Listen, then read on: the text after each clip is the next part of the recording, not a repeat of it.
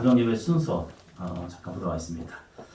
예배를 시작하기 전에 예배를 시작하신 분 예배로 부르심에서 내가 너에게 분부한 모든 것을 가르쳐 지키게 하라. 볼지어다 내가 세상 끝날까지 너희와 항상 함께 있으리라 하시니라. 하나님 앞에 마음을 다하여 가정 예배를 드리겠습니다. 감사 찬송 헌금과 함께 하도록 찬송가 96장입니다. 1월달 가정예배 드리고 2월달 가정예배 드리니까 기도는 돌아가면서 가족, 자녀들이 되었든지 부모님이 되었든지 돌아가면서 함께 기도하면 되겠습니다. 김경희 권사님 기도하시겠습니다. 교제 나눔은 1과 이따가 하도록 하고요. 12월까지 우리가 진행이 되기 때문에 어떤 말씀을 가지고 가정에서 가정예배를 드리지 할까 하다가 다시 한번 반복해도 좋은 것이 신앙의 핵심 진리인 것 같습니다. 그래서 신앙의 핵심 진리를 가정에서 한 달에 하나씩 계속 반복하면서 계속 해보려고 합니다. 분량은 좀 많이 됩니다. 그러나 이것을 그냥 한 번은 하나님의 말씀이 우리 가운데 뿌려집니다 라는 믿음을 가지고 함께 말씀을 하고 그리고 전해주고 전해주는 사람을 이렇게 정해봤습니다. 가정의 제사장. 그래서 가정의 영적 제사장으로서 하나님의 말씀을 선포하라고요. 과거에는 가정에서 예배드리는 게 참 많았습니다. 신방도 가정에서 했고 속회도 가정에서 하고 뭐 일이 있으면 가정에서 많이 모였던 것 같아요. 그런데 요즘 시대는요. 가정에서 모여서 예배하는 경우가 좀 적어지는 것 같습니다. 신방도 가정에서 안 받는 경우도 많이 생겼습니다. 속회는 더더구나 그렇고요. 그러다 보니까 이제 가정에서 하나님을 예배하는 처소가 된다? 이것은 좀 드문 일입니다. 그런데 요즘 새롭게 부는 영적 바람이 가정을 성소화하자. 카톨릭인들은 가정 한 구석에 한쪽에 성모 마리아상, 십자가, 말씀에서 한쪽에 제단을 만들어 놓습니다. 왜냐하면 나의 가정이 영적 제단이 되기 위해서요. 그래서 그 모습이 있었는데 개신교가 되면서 좀 많이 너무 자유롭게 하는 경우가 있고 우리의 가정은 그냥 쉼의 장소 그리고 육적인 교육의 장소만 삼고 있는 것 같습니다. 그래서 새롭게 지금 바로 부는 영적인 바람이 가정예배. 이 코로나를 통해서 다시 한번 회복되는 것은 가정을 예배합시다.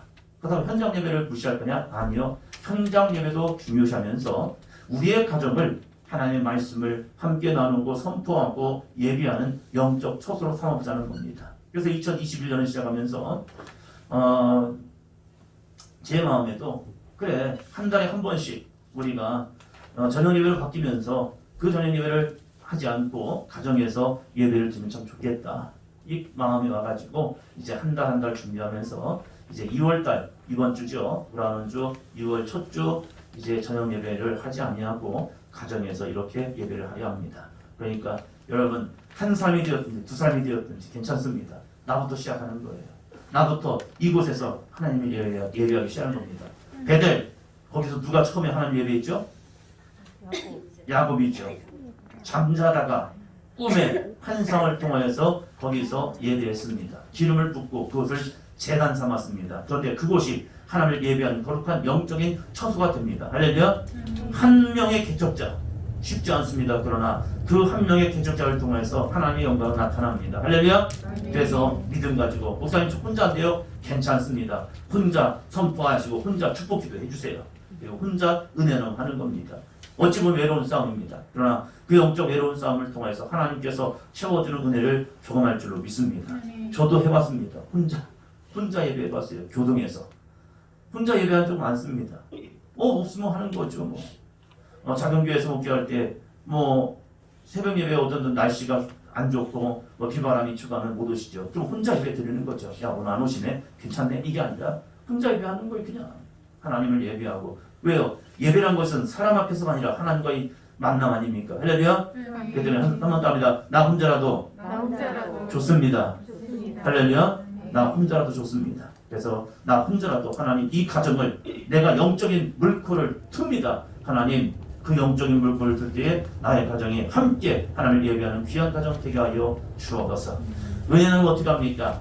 은혜는 함께 하면 되고 그 다음에 헌금은 가정을 재단 삼았기 때문에 헌금 하시 바랍니다. 많든지 적든지 헌금 같이 준비하게 하시고 부모가 해주지 마세요. 아이들도 알고 야 너도 헌금 준비하고 와. 용돈이 되었든지 100원이 되었든지 1000원이 되었든지 상관없습니다. 아이들로 하여금 스스로 준비하게 해서 하나님 앞에 예물을 드릴 수 있도록 그리고 예물을 잘 준비할 수도 해서 예물을 드리시고 그리고 나눔하시고 그 나눔이 끝나면 이제 나눠드린 이 종이 있죠. 이거 여기다가 쓰셔가지고 가정예배 드리시면 여기다가 헌금과 함께 보고서를 넣으셔가지고 재정으로 헌금할 때 내시면 이 부분을 수합해서 제가 저희 집사람과 함께 사도인전교회 가정예배 보고서 이 모습을 보면서 은혜 나눔과 중보기도 제목을 바라보고 기도하고 그리고 이 중보기도를 가족이 함께 기도하시기 바랍니다. 그리고 나서 교회 중보기도 사도인전교회가 영혼 구원하는 교회가 되도록 담임 목사 가정과 가정을 위해서 기도해 주고 사랑으로 섬기는 교회가 되도록 아이들의 신앙이 무너지는 것은 교회에서 목사님 집에서 목사님 역할을 때는 아이들의 신앙이 무너집니다. 누가 그러나? 그런 사람 있어요. 무서운 일입니다. 불평이 없지만 집에서 아내와 함께 나누는 이 대화가 영적인 대화가 되고 은혜의 대화가 되고 목사님 존경하고 목사님 사랑하는 대화가 되잖아요. 그럼 아이들도 꿈을 꿉니다. 목사라는 분이 참 좋은 것 같다. 목사를 섬기고 목사를 사랑하잖아요. 그럼 아이들이 생각합니다. 나도 목사 되고 싶다. 왜요? 사랑과 섬기를 받다 보니까. 그런데 욕하고 맨날 우리 목사 많이 열애고 하잖아요. 그럼 그 아이들이 생각합니다. 목사는 믿을 만한 사람이 못 되는구나. 이게 무서운 거예요. 영적인 흐름이 어떻게 하느냐 중요합니다. 그래서 잘못하면요 중직자들 가정 가운데 아이들의 신앙이 무너진 이유가 그 중직자들 가운데에서 불평이 나오기 시작하는 거예요. 교회에. 목사님에 대한 반감이 나오는 거예요. 그래서 무서운 겁니다. 그래서 담임 목사님과 가정을 위해 기도하라는 것은요 이 아이들로 하여금 목사와의 관계를 회복하기 위해서입니다. 할렐루야. 그래서 여러분 담임 목사님 가정과 목사 가정과 그리고 자녀들 위해서 가정을 위해서 기도해 주시고 그리고 나서 사랑하는 섬기는 교회들을 위해서 기도해 주시고 그리고 나서 중보기도가 끝나면 이제 부모가 자녀에게 축복 기도해 주는 겁니다. 첫 번째 밑에 보면 누가 누구를 축복 기도해 주죠? 먼저 남편을 위해서 축복 기도하는 겁니다. 아내가 그리고 자녀들이 남편의 어깨에 손을 얹든지 아니면 팔을 잡고 기도하든지 함께 손을 붙잡고 기도하든지 함께 기도해 주는 겁니다. 왜요? 서로를 축복해 주는 삶이 되어야 합니다. 부모만 축복합니까? 아니에요. 자녀들도 부모를 위해서 기도해 줘야 합니다. 할렐루야. 그래서 우리 아빠를 위해 기도할까? 우리 믿음 생활하지 않는 아빠를 위해 기도할까? 믿음 생활하고 있는 아빠를 위해 기도할까? 하면서 아빠를 먼저 위해 기도하는 겁니다. 남편을 위해 기도하는 겁니다. 그리고 나서 이제 남편이 이제 아내를 위해서 축복 기도해 주는 겁니다. 그때는 아내들이 무릎 꿇고 우리 남편이 머리에 손을 얹고 기도할 수 있도록. 왜요? 영적 권위와 영적 권세를 주기 위해서입니다. 쉽지 않습니다. 그러나 해보자는 겁니다. 그래서 여보 날 위해서 당신 기도할 차례요 하면서 기도해달라는 겁니다. 그냥 기도하려면 손 좀 줘보라고 그래가지고 그 손을 머리에 올려놓는 겁니다. 왜요? 남편은 아내의 머리래요. 그 머리가 좋은 거예요? 아니면 몸이 좋은 거예요? 둘 다 좋은 거예요. 질서 때문에 그래요. 남편이 하늘이고 아내가 땅이래요. 땅이 좋은 거예요? 하늘이 좋은 거예요? 둘 다 좋아요. 둘 다 좋은 겁니다. 그러나 질서 때문에 그래요. 그래서 가정의 머리는 남편이래요. 남편이 더 소중한 게 아니라 남편이래요. 그래서 남편이 아내의 머리에 손을 얹고 기도할 수 있도록. 그리고 자녀들의 머리에 손을 얹고 아들을 위한 기도, 딸을 위한 기도. 바꿔도 괜찮습니다. 그러나 이 내용 하셔도 되고 그리고 가정마다 내용을 바꾸어서 우리 아빠가 몸이 안 좋으면 아빠의 몸 건강을 위해서 기도해주고 엄마가 몸에 문제가 있다면 그런 문제를 놓고 기도해주고 자녀에게 여러 가지 문제가 있다면 그 문제를 첨가시켜서 기도해주면 되겠지요. 그래서 이걸 좀 준비하셔가지고 이 내용들을 해도 괜찮고 여기다가 첨부시켜서 기도해도 돼요. 그리고 우리 남편을 위한 기도 같은 경우는 따라해라 하면 돼요. 그리고 남편은 아내를 위해서 축복 기도해주고 아빠는 아들과 딸을 위해서 기도해주는 이러한 기도 순서를 하고 끝나면 됩니다. 아셨죠? 네, 이제는 교제 나눔에 대해서 사모님 나와서 그리고 또 여러 가지 부연 설명을 같이 해주도록 하겠습니다.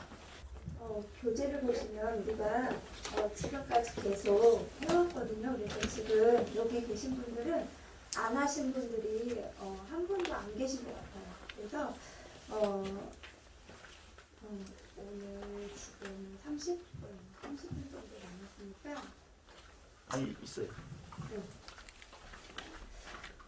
첫 번째로는 예배를 드릴 때 특히 초등학생이나 유치원 아이들이 있는 경우에는 예배 전에 예배를 드리는 자세에 대해서 미리 알려주셔야 돼요. 그러니까 우리가 마트에 가기 전에 오늘은 한 가지만 살 거야 라고 아이하고 약속하고 마트를 가면 아이는 한 가지만 사요.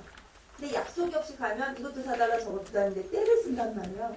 마찬가지로 성경의 기준인 신령과 진정으로 예배를 드리라고 했지만 이 말씀을 이 1과에서부터 12과를 하는 동안 성령님에 대해서 인정이 될 때 신령과 진정이라는 말을 설명할 수 있고 성령님이 임하실 때 동의가 돼요.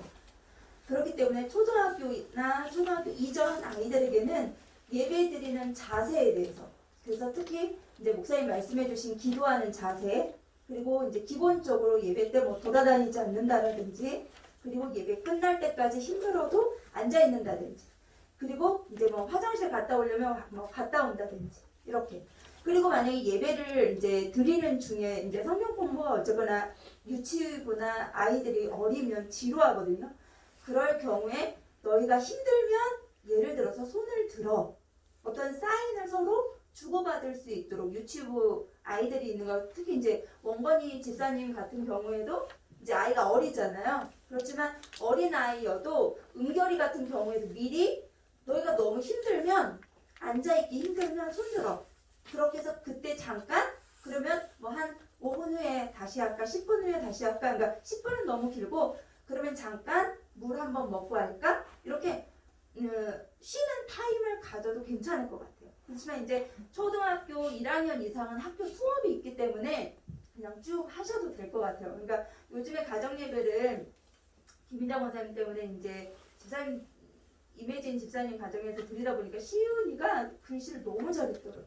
그래서 보통 1학년만 돼도 자기가 글씨를 서로 스스로 읽으면 집중을 할 수가 있어요. 네.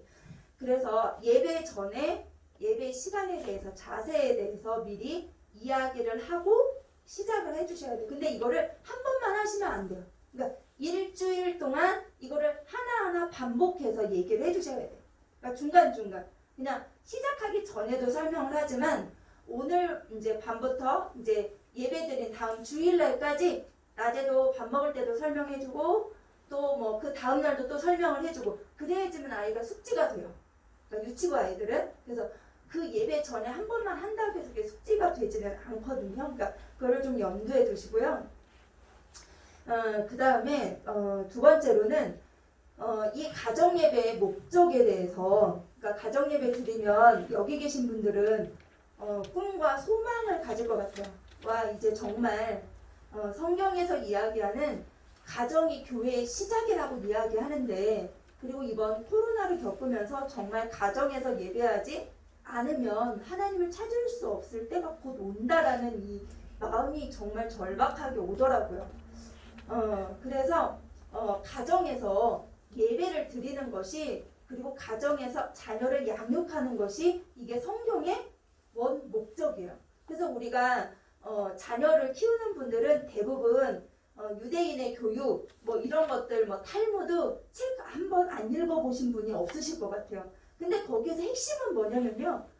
자녀들을 부모가 가르친다는 거예요. 그들의 교육은 학교에 맡기지 않아요.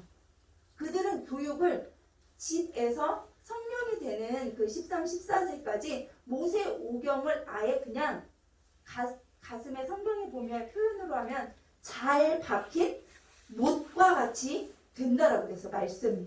그래서 우리도 기도하다가 말씀이 떠오를 때 나의 심과 영혼을 붙잡게 되는 거거든요. 그러니까 아이들을 말씀이 가슴에 박혀있는 잘 박힌 못이 있으면 이 아이는 하나님을 돌이킬 수가 있어요. 그리고 어떤 분은 이제 가정예배 그러니까 저 같은 경우도 제일 어려운 경우가 뭐냐면요. 저희 아이들을 두고 설교할 때가 솔직히 말하면 제일 힘들어요. 왜냐면 나에 대해서 너무 신랄하게 정확하게 알고 있어요. 그래서 예를 들어서 뭐 남편하고 싸웠어요. 그런데 그날 가정예배를 들은 싸우면 안 되고 예수님의 이름으로 그러니까 예배자라는 거는요. 부모를 살려주는 거예요. 그러니까 양육자라는 거는요, 나를 지키는 거예요. 그래서 선생님 여기 계신 아동부나 청소년부 선생님들은 양육을 지금 교회에서 이거를 하고 있거든요. 지상명령을 하고 있거든요. 그렇기 때문에 가르치다 보면 누가 교육이 돼요? 내가 교육이 돼요. 이 말씀을 한 번 이상 안 읽어보고 갈 수는 없거든요. 그러니까 저도 이거를 정말 많이 가르쳐 봤지만 일주일 내내 이거를 계속 머릿속에 뭘 해도, 밥할 때도, 심지어는 TV를 보면서도 이거 해야 되는데, 그리고 이번 주에 하나님 정말 하나님이 하시지 않으면 안 됩니다. 막 그런 부담감. 근데 성경에는 뭐라고 하냐, 그것이 하나님을 경외하는 마음이더라고요. 그래서 자녀를 양육하는 거에 있어서 내가 이 말씀을 가지고 선다는 그 자체만으로도 뭔가를 가르치고 뭔가를 한다 이것보다는 하나님이 나를 양육하신다라는 거. 그리고 저는 이제 저도 이제 이번 지지난주부터 계속 이제 제가 아이들을 양육한 것들을 이렇게 돌이켜봤어요. 근데 돌이켜보면서 저희 몇 가지 사건이 떠오르더라고요. 사춘기를 지나면서 저도 이제 사춘기를 겪지 않은 아이들을 키우는 그 단계에서 두려웠어요. 사춘기가 됐을 때 들려오는 소리나 보아지는 이런 이제 문화나 이런 것들을 보면 대들고 뭐 하고 뭐 자기 멋대로 하고 막 이런 이야기를 많이 들었거든요. 그래서 저는 어렸을 때 이제 안디옥교회 부목사 하는 기간이 한 8년에서 9년 정도 됐거든요. 그러니까 그때 정식으로 이렇게 가정 예배는 못 드렸어요. 그러니까 저도 오늘 목사님 설교를 이제 이걸 딱 들으면서 와, 너무 좋다. 시작하는 게 너무 좋다라는 마음이 들었는데 그때 어떻게 했냐면 저는 이제 아이들 이제 3명하고 저하고 그냥 말씀을 벽에다가 이제 교회에서 그때는 유치부 말씀 암송이 있었어요. 그래서 벽에다가 매직으로 써놓고 하루에 5번씩 읽게 시키는 거예요. 그리고 그거 갖고 이제 기도하고 그래서 앨범도 찾아보고 아이들 기도했던 거 사진 찍은 것도 좀 보고 그렇게 했거든요. 그러면서 제가 하나님한테 기도한 게 있고 지금 가정 예배를 드리면서 서로 기도 제목을 나누면 아이들과 엄마 간에 대화가 돼요. 대화가 시작되는 거예요. 스스럼 없이 얘기를 할 수 있게 돼요. 그래서 지금도 가장 감사한 건 저희 딸도 5, 6학년 때 학교를 옮기고 막 여러 가지 있었지만 학교에서의 친구 문제 이런 것들을 저한테 얘기해줬다는 거예요. 또 성태 같은 경우에도 저한테 얘기해줬다는 거예요. 선생님과의 문제, 친구들과의 문제를 저희 목사님은 무슨 문제가 있었는지 거의 90% 잘 모르세요. 얘기할 수도 없고 뭐 새벽에 갔다가 어떤 데는 새벽에 오시기도 하고 막 이러니까 부목사 때는 아이들이 그냥 잠잘 때 왔다가 아침에 유치원 가니까 도둑에 나가잖아요. 그러니까 이제 얼굴 잘 못 봤거든요. 그래서 4, 5, 6학년 때 시를 썼는데 우리 아빠는 시 제목이 성태성미 우리 아빠는 매일 바빠요. 이런 거.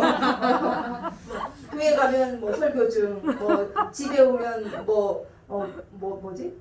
뭐 어디 가면 뭐 신방 중, 뭐 우리 아빠는 매일 바빠. 뭐 이렇게 하면서 그렇지만 우리 아빠가 제일 좋아. 뭐 이렇게 말도 안 되게 이렇게 앞에 썼더라고요. 그런 것처럼 근데 지금 여러분은 함께 할 수 있는 남편이 있다라는 거죠. 저희 어제 성태가 저한테 딱 그래요. 타이밍이 중요한 것 같아. 무슨 타이밍? 내가 필요로 할 때. 그때는 아빠가 없었다는 거예요. 그래서 오늘인가요? 점심 먹다 그래서 또 이제 설명을 했죠. 너랑 어디를 가고 어디를 그래 생각이 안 나. 그래 생각이 안 나. 이렇게 얘기를 하더라고요. 그래서 그러면서 제가 저희 소리한테 생각이 나요. 그러니까 성태나 성민이는 좀 성격이 무난하다는 생각했고 소리가 한 2학년, 3학년 때부터 무슨 이야기를 했냐면 힘들고 어려운 일이 있을 때에는 그러니까 가정 예배도 아니죠. 그냥 말씀 읽고 같이 기도하는 거죠. 근데 무슨 일이 있을 때 너희들이 네 친구들끼리 상의하면 수준이 비슷하기 때문에 네 친구가 그때 올바른 생각을 하면 올바른 대로 갈 수 있지만 네가 너보다 잘못된 생각을 하거나 그런 가치관을 갖거나 잘못 판단된 그 아이와 상의를 하면 너는 그걸 따라가게 돼 있어. 그러니까 너도 네가 볼 때 너보다 더 어린 성민이를 보면 이 아이가 말하는 거나 행동하는 것을 네가 알 수 있지. 얘가 말하는 게 맞는지 틀리는 건지. 나이라는 것은 굉장히 중요한 거야. 그래서 부모님과 상의해야 돼. 엄마나 아빠가 가장 많이 사랑하고 또 엄마, 아빠가 너를 위해서 기도하고 있기 때문에 하나님의 엄마, 아빠에게는 너에 대한 모든 것들을 같이 할 수 있는 힘이 있어. 이렇게 하면서 얘기를 해줬어요. 그래서 무슨 일을 만났을 때 어떤 일을 만나도 너는 나한테 도움을 얘기해. 힘들면 얘기해. 이렇게 얘기를 해놨었어요. 그런데 정말 사춘기를 거쳤을 때 소리가 이제 학교에서 이사가는 과정 가운데 정말 이게 힘든 과정이 많았었거든요. 그때 다윗에 대한 말씀을 같이 나누면서 서로 기도하고 그때 니움을 가르치지 않았었어요. 그때 말씀을 붙잡고 같이 기도하고 씨름하고 그러면서 소리와 이렇게 걸어왔었던 추억이 있습니다. 세상 교육에서는 아이들과 대화를 많이 하라고 해요.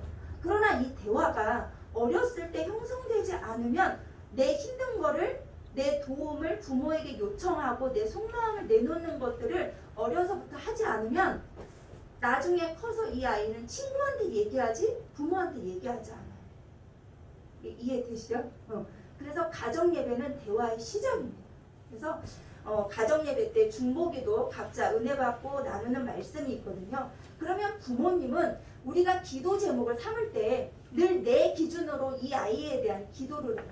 근데 기도는 그렇게 기도 제목을 삼는 게 아니에요. 기도는 자 이거 되게 중요해요.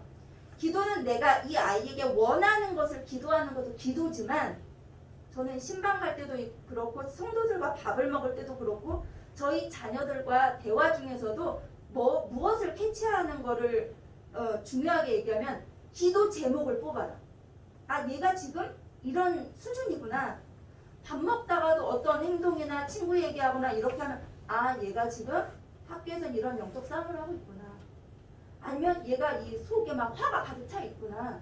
이런 걸 통해서 아이에 맞는 영적 싸움을 부모님이 같이 해줄 수가 있어요. 근데 기도 제목을 나누지 않고 내가 원하는 기도를 하면요 동산이몽이에요. 잘 캐치가 되지 않아요. 속장님들도 속회배를 드리다 보면 성도님이 내놓는 자기는 다급하다고 문제를 놓고 기도하지만 속장님은 기도가 달라요. 이 문제의 원인을 놓고 기도하든지 하나님은 이 문제를 통해서 이 성도가 돌이키기를 원하는지를 알게 하셔요. 왜냐하면 그게 하나님이 질서를 두시는 이유예요. 그래서 부모님이 아이가 이거 은혜 받았어 막 이렇게 하면 안 돼. 기도 제목 이렇게 하면 안 돼. 틀린 건 없어요. 아이들이 기도 제목을 그냥 틀리던 맞던 그냥 내놓을 수 있게. 그렇지만 말씀으로 잡아줘야 하는 부분은 일과가 진행되면 일과의 말씀에 관계된 것만 집어주시면 돼요. 다른 여러 가지 집어주지 마시고. 그리고 가정예배를 드릴 때 아이들의 세상에서 있는 문화와 우리가 가지고 또 우리 가정 안에서 부모님이 가르치는 문화가 또 따로 있고 말씀이 또 다르더라고요. 저도 어느 순간 저희 아이한테 이렇게 얘기를 하고 있더라고요. 저희 딸이 한동안 한 4년 전인가 너는 커서 뭐 될래? 그러면 나는 성태네 운전기사 할 거야. 아니면 성태네 집에서 뭐 얹혀 살 거야. 막 이렇게 얘기를 해요. 근데 그때는 막 웃었어요. 그래 너 운전기사 해. 그러면 성태는 아 싫어 막 이렇게 하고. 근데 저는 그때 마음을 어떤 기도를 했냐면 이 아이가 힘이 없구나. 세상을 나갈 힘이 없구나. 어떠한 좌절하거나 밖에서 자기가 성공할 수 있는 그런 소망이 없구나. 저는 그렇게 기도 제목을 삼았어요. 그러니까 여러분들이 아이들이 말하면 그것을 야 동생네 집 가서 운전기사가 뭐냐 이게 중요한 게 아니라 실질적으로 이 아이가 세상과 싸울 힘이 없는 거예요. 그러면 엄마는 이게 아니라 기도 제목을 이 아이가 나눈 대화는 그거지만 기도는 어디로 들어가야 돼요? 소리의 마음이 세상을 나갈 힘이 없는 자존감이 낮은 걸 갖고 기도가 시작이 되어야 되는 거예요. 제가 설명 어렵게 하나요? 아니요. 쉽죠? 네. 응. 그래서 기도를 바로 잡아주는 것이 아니라 아이는 그 기도를 그냥 할 수 있게 내버려 두고 그 다음에 엄마들은 이 아이가 나눈 내용을 통해서 이 아이의 영적 상태나 아니면 학교 생활이나 실질적으로 마음이나 몸이나 이런 건강 상태를 체크하면서 기도 제목을 잡아가는 거예요. 아멘? 네. 그 다음에 이제 혼자 가정 예배를 드리시는 경우도 있으시고 이제 남편이 교회를 잘 안 다니시는 분도 계셔요. 그리고 또 남편분이 양육도 안 오시고 또 잘못 가르칠 수도 있어요. 그러나 괜찮아요. 양육계 나오기를 바라는 가정 예배를 통해서 하나님이 하실 것을 꿈을 꾸시기를 바랍니다. 그리고 기도하시기를 바랍니다. 네. 한 가지 예로 아까 이제 목사님이 그 이야기를 하셨어요. 부모님이 자녀들에게 교회에 목사님의 이야기를 함부로 하지 말라고. 근데 저는 어렸을 때 제가 초등학교 6학년 때였던 것 같아요. 저희 교회가 이제 일이 있어서 목사님하고 이제 막 문제가 많이 있었어요. 싸움이 났어요. 그때 저도 욕을 했어요. 그러니까 욕을 했다고 뭐 나쁜 놈 이게 아니라 어른들이 하는 이야기를 이제 듣고 이제 막 이야기를 하는 거죠. 근데 엄마가 그거를 아신 거예요. 그리고 나서 저한테 그거를 짚고 계셨어요. 그리고 그 문제점을 갖고 계셨어요. 제가 가지고 있는. 근데 그 순간에는 저에게 뭐라고 하지 않으셨어요. 그리고 나서 제가 중학교 때 부흥회를 갔다가 은혜를 받았어요. 근데 은혜를 받았는데 저희 엄마가 저를 부르더라고요. 그리고 그때 이제 가방에다가 배낭에다가 집에 사과가 이렇게 큰 게 좋은 게 있었어요. 그래서 사과를 넣어주시고 그리고 이제 저 때는 6학년 때까지 적금을 부었어요. 적금 학교에서. 근데 그 저금한 6학년 때 찾은 돈을 엄마가 갖고 계셨더라고요.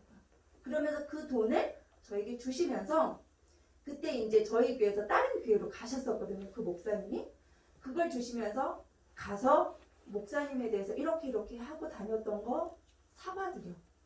그래서 저희 엄마가 그거를 제가 은혜 받고 나서 그 문제를 짚고 배낭에다가 사과하고 그 돈하고 이제 6학년 때까지 저금했던 그 돈 얼마 이제 액수는 모르는데 하여튼 그거하고 해서 저를 같이 가셨어요. 그리고 엄마는 밖에 계시고 저만 교회에 이제 목사님한테 연락해서 저만 이렇게 들여보내셨어요. 그래서 제가 목사님 앞에 가서 무릎 꿇고 이제 죄송하다고 내가 이러했기 때문에 목사님을 미워했고 이렇게 했다고 이제 말씀을 드렸어요. 그리고 이제 그 목사님이 저를 이제 위해서 기도해 주시고 그리고 나서 이제 끝났던. 근데 그 사건이 저에게는 일생일대 목사님을 욕하는 그거를 상상할 수 없도록 제 머릿속에서 지우게 하셨어요. 한 번은 제가 저희 목사님도 모르실 거예요. 처음 듣는 얘기인데 안디옥교에서 소리가 1학년이었는데 2학년 여자애하고 친한 애가 있었어요.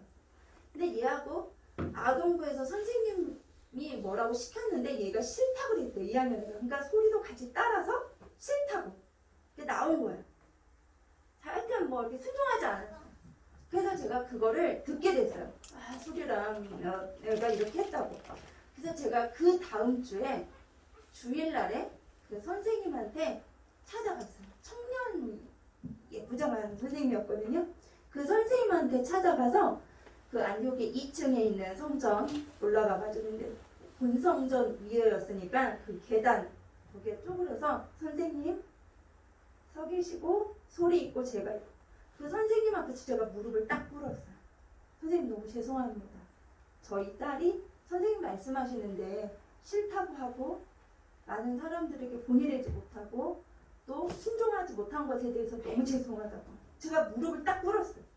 근데 저희 딸이 여기 춘천에 와서 저한테 그 얘기를 하더라고요. 엄마 그때 그 사과가 너무 과한 거 아니었어? 이렇게 얘기를 하더라고요. 근데 그 사건 이후로 저희 소리나 성태나 성민이나 학교에서든지 또 교회에서든지 선생님에 대한 불평하는 이야기가 한 번도 저는 들어본 적이 없어요. 자랑할 것은 뭐 공부를 잘했다 이런 거는 그닥 자랑할 게 없어요. 근데 그렇다고 해서 저희 딸이나 아들이 공부 못했다고 상상하시면 안 돼요. 응. 그래도 저희 딸도요 6학년 때도 막 전체에서 막 한두 개 틀리고 이렇게 잘했어요. 그런 한 번도 그런 얘기를 하지 않았어요. 그게 어차피 고등학교 가면 다 드러나기 때문에. 근데 그게 중요한 게 아니라 저희 딸이나 성태나 성민이는 어떤 이제 심지어는 과정 가운데 춘천에 와서 이런 경우도 있었어요. 저희 막내가 어떤 선생님이 담임이 되었는데 그 아이 이제 아는 집사님의 딸도 그 선생님이 담임이었던 거예요. 걱정된다. 그 선생님 이렇고 저렇고 막 안 좋다는 거예요. 근데 거기서 제가 딱 잘랐어요. 근데 지금도 성민이는 그 선생님과 연락을 해요. 밥도 먹어요. 요즘에는 코로나 때문에 잘 중학교 1학년 때도 2학년 때도 그 선생님이랑 같이 종종 연락하고 카톡하고 친구하고 밥도 먹더라고요. 초등학교 때 친구들하고. 우리는 자꾸 누구 남 탓하는 거를 참 많이 가르치거든요. 근데 그것이 아니라 남 탓이 아니라 나 자신을 돌아볼 수 있도록 어떤 문제가 생겼을 때 그러니까 예전에 이제 제가 양육을 이런 양육을 했어요. 남편이든 아내든 자녀든 어떤 이야기를 했을 때에는 50%만 들어라. 다 믿지 마라. 근데 앞뒤에 다 자르고 어떻게 부인 말을 반만 믿으라고 그래. 이렇게 말씀하시면 안 돼요. 그게 아니고 우리가 얘기할 때는 내 입장에서 얘기를 하거든요. 그렇기 때문에 내가 이 사람에 대해서 상대방의 아들이나 자녀나 똑같은 말이죠. 남편이나 또 아내의 말을 들을 때 100%로 막 이렇게 막 열받아서 같이 들으면 내가 하나님에 대해서 이성을 잃어버려요. 그럼 기도를 잘 할 수가 없어요. 내 감정을 벌써 잃어버렸기 때문에. 근데 이 말을 들을 때 어떤 문제에 대해서 들을 때 50%만 딱 반 자르면 돼요. 이 사람 입장 그리고 반대편 입장 50%를 하면 100%가 돼요. 어떤 경우를 듣다 보면 내 자녀는 한 90%는 사실이고 20%는 감정, 어떤 경우는 50% 감정, 50% 사실 이런 경우도 있고 그거를 좀 보면서 양육이 돼야 돼요. 그래서 그런 부분들이 있습니다. 그래서 아까도 목회자와 성도의 관계, 또 아이들이 학교에서도 선생님과 학생과의 관계의 이 질서는 그 선생님이 잘하고 못하고는 따지시면 안 돼요. 따지지 말고 내가 학생의 본분을 할 수 있도록 친구도 이 아이가 잘 되고 못 되고 상관없어요. 내 몸만 하면 되는 거더라고요. 그래서 우리 가정예배의 목표는 사춘기를 하나님과 함께 할 수 있도록 그리고 또 내가 가정 가운데서 언제든지 문제나 힘든 일이 생겼을 때 하나님과 상의할 수 있도록 하면 될 것 같아요. 가정예배의 목표는 하나님과 동행하는 것, 성령님과 동행하는 것, 이게 삶이 되어야 된다는 겁니다. 조금 설명을 하고 싶지만 다음에 넘기고요. 그리고 다음 주에 구약과 신약 사복음서와 사도행전부터 요한계시록 성부, 성자, 성령님에 대해서 조금 더 설명을 드리고요. 오늘은 마태복음 28장은 우리가 너무나 많이 잘 알고 있죠. 맨 위에 가정예배 2부 순서 그 위에 한번 말씀 같이 읽겠습니다. 내가 너희에게 분부한 모든 것을 가르쳐 지키게 하라. 여기에서 모든 것을이라는 거는 성경의 66권을 얘기해요. 그 다음에 내가 세상 끝날까지 너희와 항상 함께 있으리라 하시니라. 마태복음 28장 18절과 19절 20절을 거치면 성령으로 세례를 주고 그 다음에 모든 말씀을 가르치고 지키게 하고 그러면 하나님이 너희와 항상 함께 계실 거다라는 약속의 말씀을 해주십니다. 그래서 우리가 이 1과에서부터 12과를 하는 거는요. 하나님, 예수님, 성령님, 죄가 무엇인지, 사단이 무엇인지, 다시 오실 예수님의 심판이 무엇인지 그것에 대해서 계속적으로 너무 요약을 잘 해놓은 책이에요. 그래서 이 말씀을 수시로 그냥 읽고 이 말씀이 이렇게 암송하셨으면 좋겠어요. 이 말씀 안에서. 네. 그 다음에 성경 공부를 할 때 불신자 남편일 경우에 예를 들어서 정선우 집사님이나 원건이 집사님 같은 경우에는 예배 드릴 때 남편에게 포커스를 맞춰야 될까요? 아이들에게 포커스를 맞춰야 될까요? 아이들? 원건이 집사님은요? 에? 네. 답이 없다고요? 본인한테 말씀. 성령님께 맡기시면 됩니다. 저도 이게 잘 안 되더라고요. 쉽지 않더라고요. 그래서 준비 기도를 예배 준비를 하다 보면 아이한테 포커스가 가질 때도 있고 말씀을 전하다 보면 그날 유독 눈이 반짝반짝하고 하나님이 준비된 영혼이 있어요. 그게 유리일 수도 있고 종현이일 수도 있고 남편일 수도 있어요. 그리고 심지어는 성경 공부를 하다가 저는 어떤 경우도 있었냐면 이 성경 공부를 한다니까 자기는 안 하겠대요. 그러면서 방으로 들어가더라고요. 근데 나중에 성경 공부를 하다 보니까 너무 문에다 대고 듣고 있었나 봐요. 자기가 문 열고 성경 공부를 하러 나오더라고요. 그쵸, 김진 집사님? 권사님. 저번 고모님이 그러시더라고요. 그러니까 내가 그 말씀이 이제 좀 사모가 와서 이제 말씀 전한다고 하니까 조금 그랬나 봐요. 근데 다 이렇게 하고 있으니까 뭔가 좀 들을 만한 게 있었나 보죠. 나중에 문 열고 나와서 자기가 들어야겠다 이렇게 하더라고요. 하나님의 말씀의 위력은요. 히브리서 4장 12절 말씀이에요. 하나님의 말씀은 힘이요. 살아있는 생명의 말씀이에요. 혼과 영과 및 관절과 골수를 찔러 쪼개기까지 하신대요. 그래서 일과 말씀에 나오는 말씀이에요. 근데 말씀을 붙잡고 기도하시면 돼요. 예배 준비하시는 분은. 그래서 하나님 오늘 예배 가운데 집에서 4명이 예배를 드리지만 2사람은 안 듣고 2사람은 들을 수 있어요. 괜찮아요. 또 오늘은 1사람이 듣고 3사람이 안 들을 수 있어요. 오늘은 나 혼자 예배를 드릴 수도 있어요. 괜찮아요. 하나님께 집중하시면 됩니다. 아멘. 그러면 때가 되면 들리게 할 때에 하나님이 듣게 하시더라고요. 그래서 한 명이 됐든 아까 목사님 말씀하신 대로 시작하시는 것이 중요합니다. 그러면 그 말씀이 그러니까 혼자 하시더라도 오정 권사님도 혼자 하시더라도 그냥 말씀을 쭉 읽으면서 이렇게 깨닫는 말씀도 얘기하시고 그냥 혼자지만 아니면 이제 동생분하고 이제 성도님하고 같이 하실 수 있으면 하실 때도 그냥 유치원 아이들 가르쳐 주듯이 그냥 하시면 돼요. 하나님에 대해서, 예수님에 대해서, 믿음에 대해서 그렇게 하시면 됩니다. 오늘 이사야 28장 9절에서 13절 잠깐 보겠습니다. 이사야 28장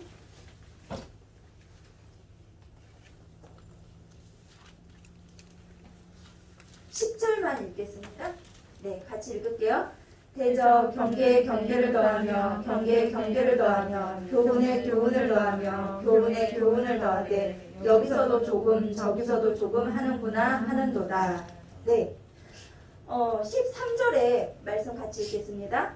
여호와께서 그들에게 말씀하시되 경계에 경계를 더하며 경계에 경계를 더하며 교훈에 교훈을 더하며 교훈에 교훈을 더하고 여기서도 조금 저기서도 조금 하사 그들이 가다가 뒤로 넘어져 부러지며 벌리며 붙잡히게 하시리라. 네. 가정에서 말씀을 왜 가르쳐야 되고 성경 공부를 왜 해야 되냐면요. 내가 은혜 받은 말씀을 전하면요. 한 부분이기 때문에 그게 신앙이 잘못될 수가 있어요. 성경은 창세기에서부터 계시록까지 짝이에요. 구약과 신약이 짝이에요. 구약을 이해하려면 사복음서와 신약을 알아야지 구약이 이해가 돼요. 구약이 또 신약을 알려면 구약에 밑받침된 성경을 알아야지 신약이 이해가 돼요. 그래야지만 이게 짝이 맞아요. 근데 우리가 성경을 은혜 받은 대로 그냥 여기서도 조금 은혜 받은 거 저기서도 조금 은혜 받은 거 내가 귀에 걸면 귀걸이 코에 걸면 코걸이에요. 말씀을 성도들한테 이런 경우가 있었어요. 그분에게는 멈춤이 필요했어요. 멈춤이 필요해서 더 이상은 안 됩니다. 그렇게 하시면 안 돼요라고 단호하게 했어요. 그런데 주위에서 다른 집사님, 권사님들 오니 아우 그럴 수 있어. 나도 그랬어. 이렇게 해버리면 교육이 돼요, 안 돼요? 안 돼요. 양육하는 사람만이 혼내야 될 때인지 다독여야 될 때인지 알아요. 저도 주의할 때 대부분 이 포커스를 맞추는 게 부모가 자녀를 혼낼 때 있잖아요. 거의 90%는 내버려둬요. 왜냐면 아무리 내가 한다고 하더라도 이 아이가 지금 엄마가 막 벼르고 별렀다가 사람들이 있을 때만 예를 들어서 얘가 이런 버릇이 있다면 그걸 고치기로 시작했다면 엄마가 많은 사람들에서 혼내더라도 내버려둬야 돼요. 맞아요, 틀려요? 옆에서 다독거리고 하면 교육이 돼요, 안 돼요? 안 되는 거예요. 그래서 대부분은 부모가 자녀에 대해서 혼날 때인지 다독여줘야 될 때인지 그냥 풀어줘야 될 때인지 땡겨야 될 때인지 거의 99%는 부모밖에 정확한 사람이 없어요. 근데 영적으로도 부모님이 그걸 아셔야 돼요. 집에 가서 신명기 28장에 보면요. 복과 저주에 대해서 너무나 정확하고 분명하게 손을 그어서 딱 두 가지로 말씀을 요약해서 하고 있어요. 그게 핵심이에요. 신명기 28장에. 그래서 이렇게 하면 복이고 이렇게 안 할 경우는 저주예요. 그래서 이 말씀을 정확하게 하고 있거든요. 그래서 우리가 아이들한테도 나쁜 예를 들어서 거짓말하는 습관이 있을 때 그걸 부모는 참고 참다가 딱 끊어줘야 될 때는 엄마 아빠랑 같이 막 몰아쳐야 되잖아요. 한쪽에서 품어주면 안 되는 거잖아요. 마찬가지로 영적으로도 가정에서 가정 예배를 드리고 하다 보면 엄마가 예배자고 아빠가 예배자기 때문에 아이에 대해서 더 세심하게 보게 돼요. 그러다 보면 영적으로 끊어야 되는 수준들, 이거는 내버려둬야 되는 거구나, 이건 혼내야 되는 거구나. 저희 아들이 이제 성태가 한참 11조를 막 2조를 10에 2조를 하고 막 복 받으려고 하더라고요. 얼마나 이뻐요. 내버려뒀어요. 막 돈도 막 생겨요. 막 신났어요. 자기 전 재산도 막 드려요. 막 이렇게 하더라고요. 근데 어느 날부터가 얘가 그러니까 엄마는 예뻐서 용돈을 더 준 거예요. 돈이 없는 걸 알으니까. 근데 어느 날은 얘가 거꾸로 해요. 내가 다 하면 어차피 엄마가 주니까 당당하게 욕을 하더라고요. 그때부터는 끊었어요. 그때부터는 안 줬어요. 그러니까 그거는 부모밖에 잘 몰라요. 근데 영적으로도 내가 율법적으로라도 내가 축복을 받기 위해서 하나님 앞에 드리는 거, 그때는 성택의 교육이 맞아요, 틀려요? 내버려 두는 게 맞아요. 그러나 시간이 지나서 이 신앙으로 쭉 가면 돼요, 안 돼요? 그때는 바르게 끊고 그것을 감당해내고 전적으로 하나님을 의지하게끔 그걸 조절해주는 시기가 필요한 거예요. 그러니까 그런 부분들을 교회에서 집사님들이 돼서 어른이 돼서 하려면 이게 잘 말씀을 모르기 때문에 잡아지지가 않아요. 꼭 이 말씀처럼 여기서도 조금 저기서도 조금 이렇게 돼버려요. 그러나 가정에서 이런 부분들이 양육이 되어야 돼요. 아멘? 네. 그 다음에 우리가 자녀를 양육하지만 성경에 보면 가인과 아벨의 부모님이 누구예요? 똑같아요. 근데 하나는 성경의 축복의 자녀, 하나는 그 반대편에 완전 모델이 돼버렸어요. 데라도 하나님을 믿었고 아브라함도 하나님을 믿었어요. 그죠?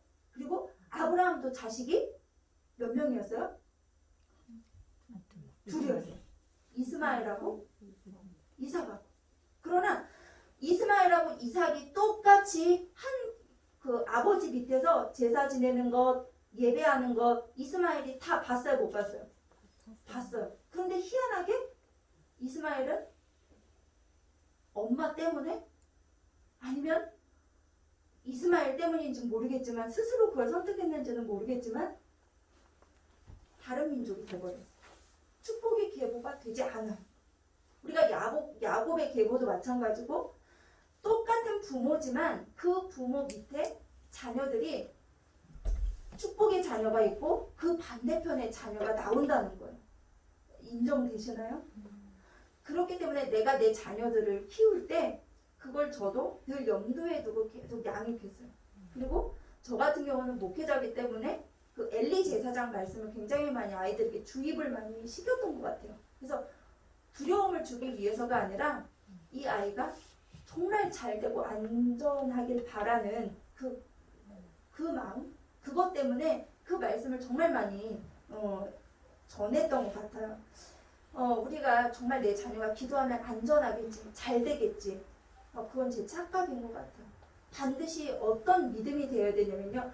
말씀의 기초가 된 믿음으로 가는 것이 가장 중요해요. 말씀 찾아보겠습니다.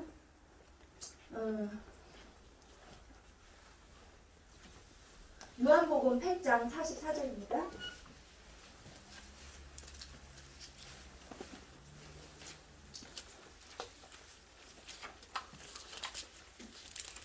요한복음 8장 44절 같이 읽겠습니다.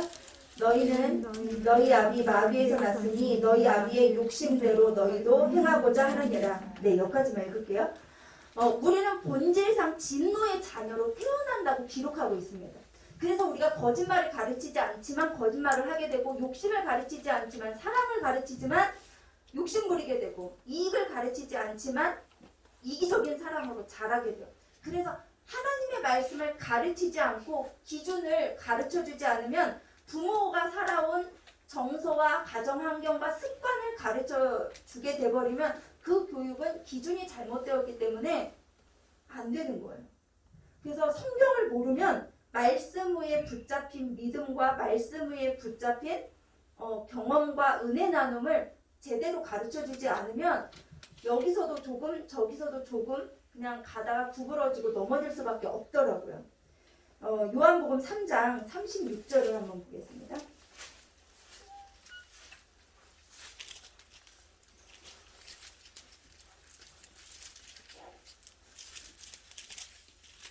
같이 읽겠습니다. 아들을 믿는 자에게는 영생이 있고 아들에게 순종하지 아니하는 자는 영생을 보지 못하고 도리어 하나님의 진노가 그 위에 머물러 있느니라. 네, 여기 보니까 아들을 믿는 자에게는 영생이 있대요. 1차적으로 믿음으로 구원을 받아요. 근데 두 번째로 뭐라고 되냐면 아들에게 뭐 하는 자? 순종하지 아니하는 자는 뭐 한대요? 영생을 보지 못한다. 그러니까 믿음이 있어도 아들에게 순종하지 않는, 하나님의 말씀에 순종하지 않으면 영생이 없대요. 그리고 도리어 하나님의 진노가 그 위에 머물러 있대요. 그러니까 우리가 자녀와 가정 예배에서 하나님의 말씀을 가르쳐 줘야 돼요. 기준을 잘 가르쳐 주면 그 아이는 삶 속에서 하나님의 그 기준의 말씀으로 잡아져 가게 되더라고요. 요한복음 5장 38절 보겠습니다.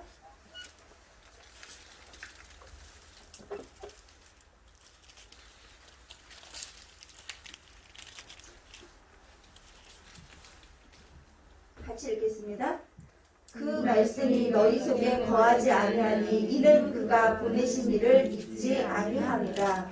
저도 어려서부터 엄마한테 교회 갔어요. 안 가면 맞았어요. 혼났어요. 헌금도 안 내면 안 돼요. 그냥 주니까. 그럼에도 불구하고 내 안에는 하나님이 살아계시다라는 퀘션 마크가요. 청년 때까지 있었어요. 정말 확실한 믿음, 신앙생활에 대해서 흔들리지 않는 그 기도하면서 하나님을 붙잡은 게 저는 22살이에요. 근데 그때는 저희 엄마도 저를 양육을 잘 못하셨던 것 같아요. 교회만, 본인이 교회에 가서 하나님을 만나고 하나님을 알아갔기 때문에 교회만 보내면 된다고 생각하셨어요. 그러나 저는 교회에 가서도 양육이 되지 않았어요. 궁금한 거 있어도 물어볼 생각도 못했어요. 하나님 없는 것 같은데 믿어지지 않는데 교회에 가서는 믿는 척을 했어요. 근데 가정에서 그런 대화를 실질적으로 나누시고 질문을 하셔야 돼요.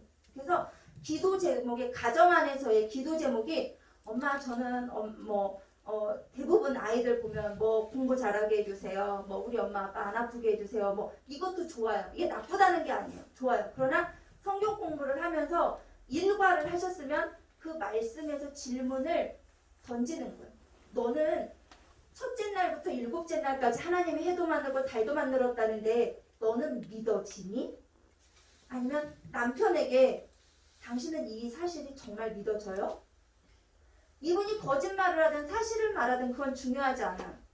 내가 한번 말을 하면 속에서 갈등을 한다는 거. 저도 누구 하나 질문하지 않았어요, 교회에서는. 그런데 학교에서 중학교 때 제 친구가 야, 교회 가자 그러니까 야, 하나님 어디 계시냐? 너 믿어지냐? 야, 하나님 이런 걸 만들었다고? 웃기시네. 근데요, 그 말이요, 심장이 떨릴 정도 나도 안 믿어졌거든요. 그 두 번 다시 저는 예수님 믿으라고 안 했어요. 그 질문이 너무 무서워서. 그러니까 우리 안에 가정 안에서 그런 질문이 오고 사실적으로는 하나님 앞에 기도가 하나님, 저는 하나님의 해와 달이 만드신 게 믿어지지 않아요. 이게 아동뿐만이 아니에요. 남편도 또 고등학교가 됐든 중학생이 됐든 이거는 똑같은 질문이 돼야 돼요. 그 다음에 두 번째로 생사화복을 이제 사무엘상과 이제 말씀이 이렇게 일과 하나님의 과에서 쭉 이렇게 이제 제사장 되시는 분들은 읽어보실 거 아니에요? 그럼 거기 안에서 그 안에서 질문을 뭐 하나도 적고 두 개도 적고 질문을 하시는 게 중요해요. 그래서 그것에 대해서 스스로 고민하고 그걸 가지고 기도할 수 있도록 너는 정말 하나님이 이 모든 걸 만드셨다는 게 믿어지니? 이 질문은 그리고 이것이 기도 제목이 돼야 되는 게 시작이에요. 신앙의 시작. 아셨죠? 네. 그래서 그렇게 기도 제목을 찾아가시면 되겠습니다. 그래서 오늘 1과 한번 그냥 뽑아볼게요.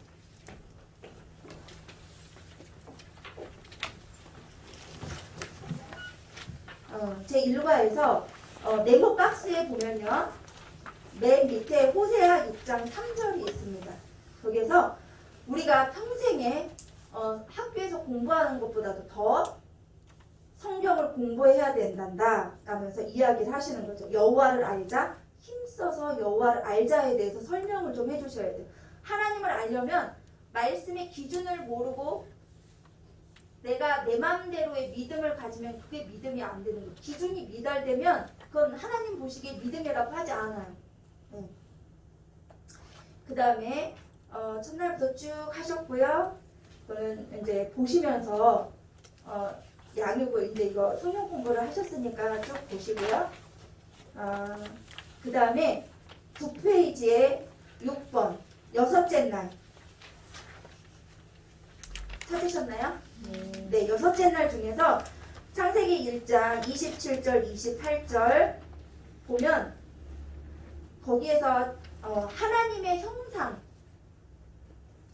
이 부분에 대해서 설명해 주셔야 되고요. 28절에 그 위에 다섯째 날에는 짐승에게는 세 가지의 복이 있어요. 생육하고 번성하고 충만하고 이 세 가지의 복. 그러나 사람에게는 몇 가지의 복이 있다고요? 5가지. 그래서 이 사람과 동물과의 차이를 설명을 좀 해주시고요. 그 다음에 10장에 2번 안식일에 대하여 나오죠. 우리가 안식일에 대해서 저도 궁금했어요. 어려서부터 안식일 지키면 복을 주신다는데 무슨 복, 우리 집은 다 망해가고 있고 막 이해가 되지 않았거든요. 근데 안식일을 어떻게 지키라고가 되어 있더라고요. 그러니까 우리가 교회만 왔다 갔다 하면 안 된다라는 건 알고는 있어요. 이제 설교 시간에 너무 많이 들어서. 그런데 이제 예배 집례하시는 분은 이사야 58장 13절 14절을 묵상을 한번 해보세요. 안식일에 대해서. 안식일을 지키는데 안식일을 이렇게 지킬 때 내가 너를 땅의 높은 곳에 올리고 내 조상이 야곱의 기업으로 기른다고 하신 약속이 있어요. 조건부예요. 교회에 왔다 갔다가 아니라 신령과 진정으로 예배드리는 거 좋은데 그 전에 약속, 안식일을 이렇게 지키는 거야. 그래서 이것에 대해서 묵상하시고 이 부분을 설명을 좀 해주시면 되고요. 그 다음에 11장에 2번, 큰 2번에 하나님은 전지전능하시며 그분의 말씀도 전능하십니다 라고 되어 있어요. 그래서 창세기 18장 14절에 보면 여호와께 능하지 못한 일이 있겠느냐 기한이 이를 때에 라고 이 기한이 있어요. 하나님의 우리가 기도할 때 하나님의 기간이 있다라는 거예요. 내가 기도했는데 하나님이 응답 안 해주면 내가 생각하는 대로 오늘 딱 응답이 돼야 되고 이거는 누가 하나님이에요? 내가 하나님이에요. 그러니까 아동부 설교를 하다 보면 기도했는데도 응답이 안 됐어요. 없어요, 안 돼요 이런 말을 많이 들어요. 근데 이거를 아동부만 듣느냐? 어른들이 더 많이 해요. 도대체 응답이 뭐예요? 기도해도 모르겠어요. 근데 표현만 다를 뿐이에요. 여기는 징징대면서 얘기하고 여기는 저는 잘 모르겠어요. 기도해도 몰라요. 들려요 사모님 막 이렇게 얘기를 하세요. 근데 기도하다 보면 들려요 안 들려요? 들려요. 분별이 돼요 안 돼요? 돼요. 근데 이 기한이라는 것, 그래서 아이들한테 기도에 대해서 또 하나님의 계획에 대해서 하나님의 위치와 기도자의 위치는 하나님이 응답할 수도 있고 안 할 수도 있고, 그러니까 우리가 자꾸 주권이 내가 되더라고요. 그러니까 우리가 기도를 할 때 기도하면 하나님이 다 들어주셔라고 가르쳐주는 거 맞아요. 그러나 기간, 하나님의 때에 하나님의 방법대로 구했을 때 하나님 보시기에 합할 때 응답이 되는 거잖아요. 그죠? 그래서 그 시간에 대해서 좀 얘기를 설명해 주시면 좋을 것 같고요. 그 다음에 디모데후서 3장 16절에서 17절 맨 밑에 있습니다. 모든 성경을 우리가 배워야 하고 공부해야 하는 이유는 뭐냐면요. 맨 마지막 줄에 있어요. 모든 선한 일을 행할 뭐를 갖게 하신다고요? 능력. 말씀을 모르면 능력을 가질 수가 없어요. 선한 능력을 가질 수 있는 방법은 모든 말씀을 내가 알아서 적재적소의 말씀을 대입할 수 있어야지만 내가 선한 능력을 가질 수가 있게 돼요. 아멘? 네. 자, 그 다음에 3번에 12장 3번에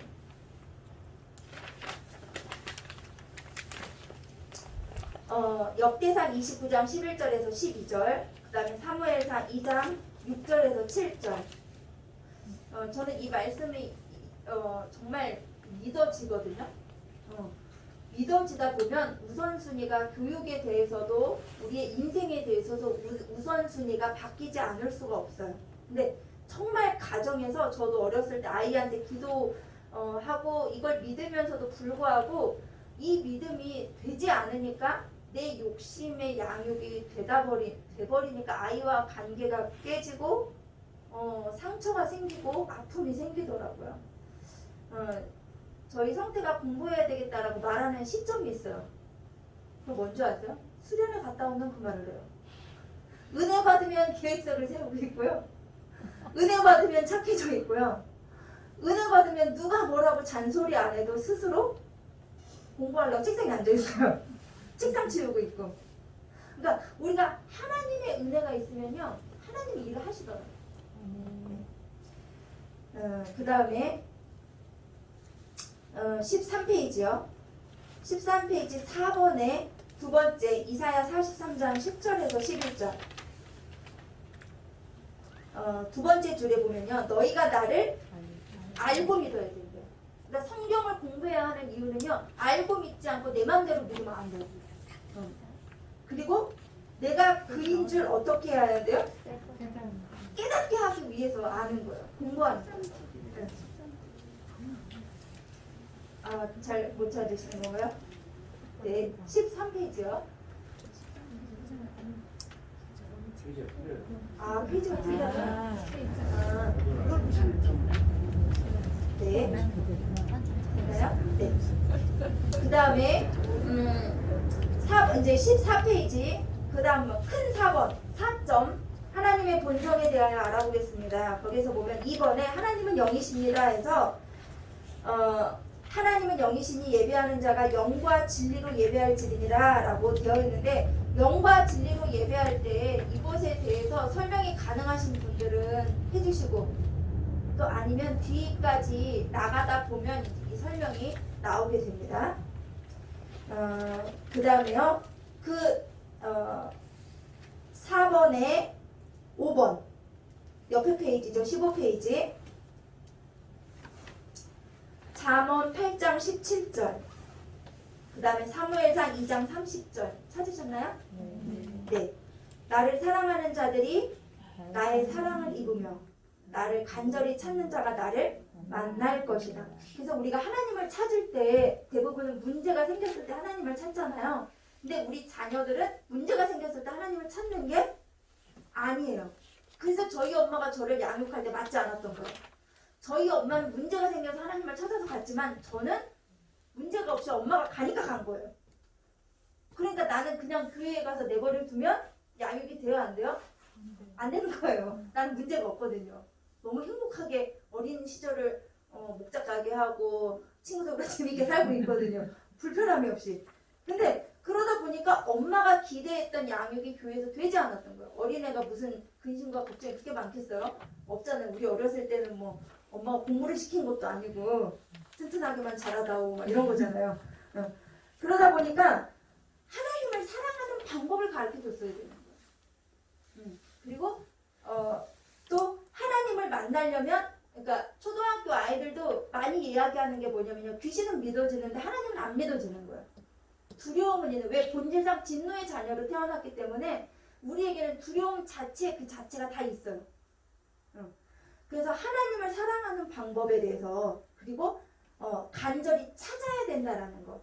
그래서 기도할 때 하나님 뭐 주세요, 뭐 해주세요 이게 아니라 하나님 천지창조하신 하나님이 믿어지게 해주세요. 믿음의 문제를 갖고 기도를 시키셔야 돼요. 하나님 정말 살아계셔요? 라는 이 질문의 기도를 가르쳐 주셔야 돼요. 어떤 너 공부 잘하기를 위해서 기도해라. 너 뭘 위해서 기도해라. 이거는 다 엄마 기도 제목이에요. 엄마 욕심. 그게 아니고 본질. 하나님이 정말 전능하셔요? 하나님만 잘 믿으면 정말 하나님은 죽이기도 하고 살리기도 하시는 분이에요? 이렇게 말씀을 갖고 기도할 수 있도록 가르쳐 주세요.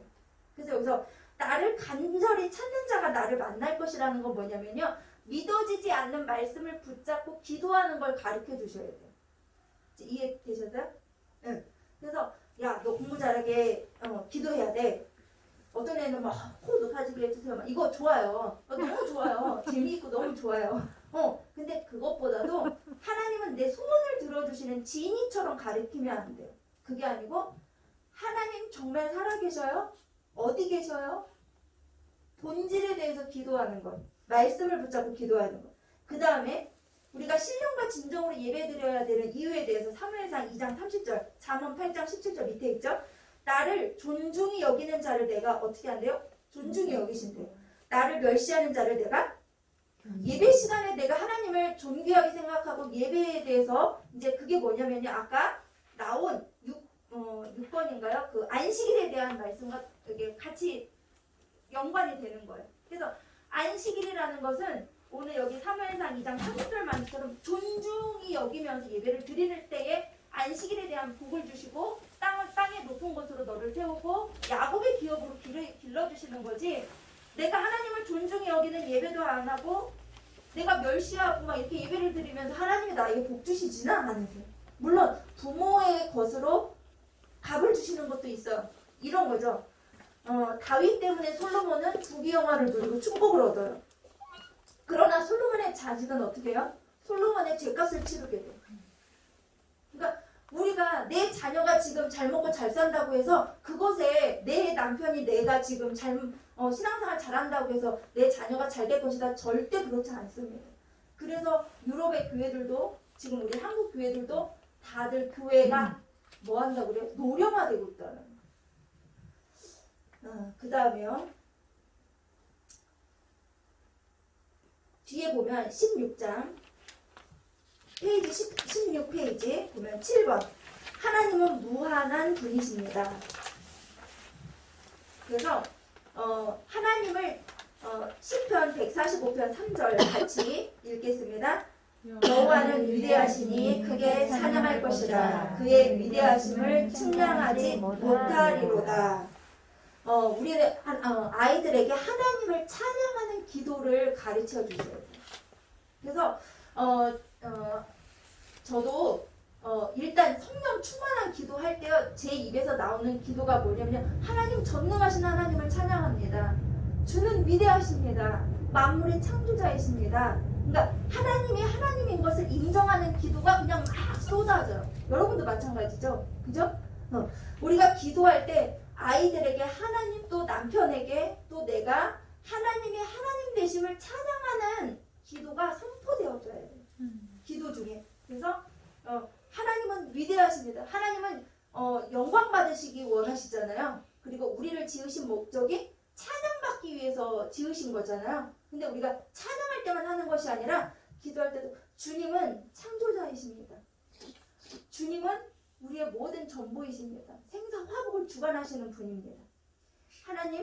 하나님이시기 우리 가정 또 남편 우리 자녀들이 하나님이시기 때문에 이번 한 달도 하나님이 생명을 주시고 그 생명의 감사함으로 하나님이 복된 삶을 말씀대로 살 수 있는 믿음의 삶을 살아가게 해주세요. 이렇게 말씀의 기초를 둔 기도를 부모님들이 가르쳐 주시고 또 돈이 되어 주시기 바랍니다. 그래서 이거를 하실 때 예를 들어서 어른들 같은 경우에는 쭉 읽으시면서 또 준비하시면서 성령님이 하나님 말씀을 읽어 나갈 때에 심장 가운데 잘 박힌 못이 되게 해달라고 기도해 주시는 게 중요한 것 같아요. 내가 주입하는 것이 아니라 하나님이 이렇게 눈에 들어오는 그 말씀이 그 아이가 나누는 은혜 받은 걸 나누는 말씀을 보면 그 아이가 영적으로 고민하는 그 수준이거든요. 그럼 그 부분에 대해서 부모님들은 잘 보시고 나 어떤 말씀을 나누나 잘 귀 기울여 보시고 그 말씀을 나누는 것이 그 아이의 영적 수준이에요. 그러면 거기에서부터 지도해 주시면 됩니다.